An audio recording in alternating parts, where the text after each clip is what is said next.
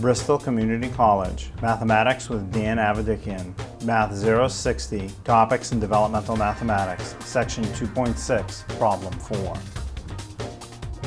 This is Section 2.6, Problem 4. It says add the fractions, and we have 3 over 32 plus 9 over 32.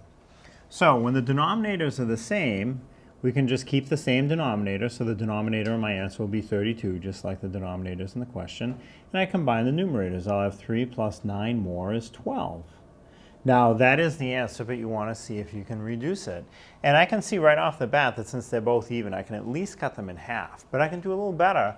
4 actually divides into both of them evenly. So if you notice the 4, reduced by 4, 4 goes into 12 3 times, and 4 goes into 32 8 times. Now, if you didn't notice the 4 and you only noticed the 2, you would still arrive at the correct answer. Let's say you didn't notice the 4. Half of 12 is 6. Half of 32 is 16. And then you might notice that they're both still even, so you can divide in 2 again. Half of 6 is 3, and then half of 16 is 8. You still get 3/8, and you waste just a tiny bit amount of time if you don't notice that 4 divides into both evenly.